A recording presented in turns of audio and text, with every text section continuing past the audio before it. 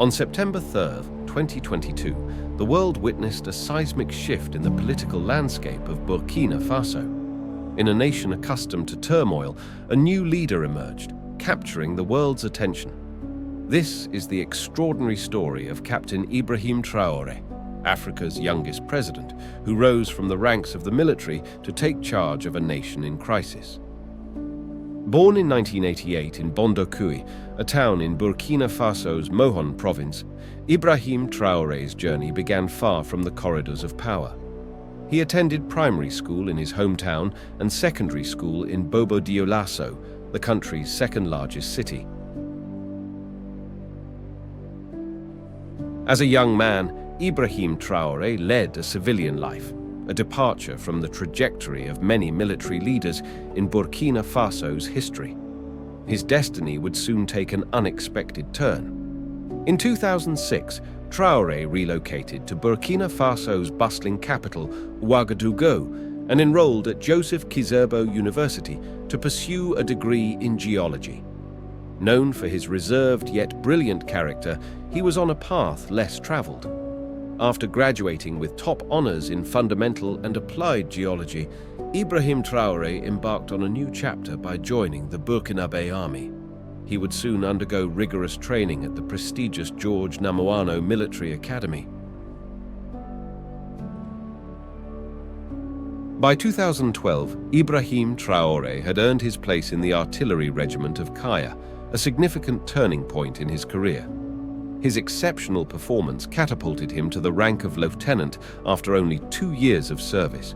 But it was during his time in the artillery regiment that Ibrahim's leadership qualities shone the brightest. His superiors recognized his potential and sent him for specialized anti-aircraft training in Morocco. In 2014, Ibrahim Traore was deployed to Mali as part of the United Nations peacekeeping mission, MINUSMA. His unwavering commitment and bravery in the face of complex jihadist attacks in the Timbuktu region earned him respect and admiration. Back in Burkina Faso, he participated in Operation Otapuano, a mission that temporarily pushed jihadists out of the eastern region. His leadership abilities and courage under fire became evident during these operations. By 2020, Traore had been promoted to the rank of captain. However, dissatisfaction brewed among him and other young officers. The insurgency in Burkina Faso was escalating, with groups like JNM, Al-Qaeda, and the Islamic State wreaking havoc. The central government's control over the country's territory dwindled, with militia groups carrying out mass abductions, planting improvised explosive devices, and launching frequent ambushes and rocket attacks. The situation in Burkina Faso deteriorated. By 2021, a humanitarian crisis unfolded, with a quarter of the population facing a food shortage. In 2022, over 3,000 people had lost their lives, and 2 million were displaced. The high rate of insurgency prompted Lieutenant Colonel Paul Henry Damiba to seize power in a coup in January 2022, citing the government's failure to address the insurgency.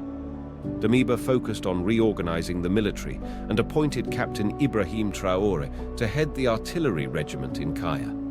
However, Damiba's reign saw an increase in insurgency attacks and discontent among the military. Ibrahim Traore's regiment, stationed in remote areas, faced logistical and pay issues. Traore's repeated attempts to convey his regiment's frustration to President Damiba fell on deaf ears. As attacks persisted and soldiers suffered losses, tensions reached a breaking point. Damiba himself took over in a coup last January. He promised to bring back peace and security to a country under attack from armed groups linked to Al-Qaeda and ISIL. But since he took power, Burkina's forces have gone from setbacks to military defeat, despite the military support of France, the former colonial power. On the fateful morning of September 3rd, 2022, Captain Ibrahim Traore and his regiment took matters into their own hands. Gunfire erupted in the streets and at the presidential palace in Ouagadougou. Army officers in Burkina Faso have announced the overthrow of military leader Paul Henry Damiba. Captain Ibrahim Traore has been declared the new head of the West African country. Hours later, soldiers from Burkina Faso's special forces, led by young Captain Ibrahim Traore, appeared on national television, announcing their military takeover in what appears to be a coup within a coup. Our common ideal was betrayed by our leader, Lieutenant Colonel Paul-Henri Damiba, in whom we had placed all our trust. Indeed, the deterioration of the security situation, which justified our action, has been relegated to the background. By 8 p.m. local time, the national broadcaster was surrounded, and Captain Ibrahim Traore emerged as Burkina Faso's new leader.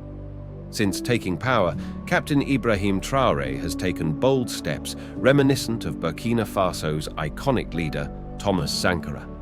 He's reshaping the nation's destiny and challenging the status quo on the global stage. Ibrahim Traore's story is one of courage, determination, and a commitment to change. His journey from a geology student to Burkina Faso's youngest president continues to inspire a new generation of revolutionary movements across Africa. This is the remarkable story of Captain Ibrahim Traore, a leader who dared to defy the odds and lead Burkina Faso towards a brighter future.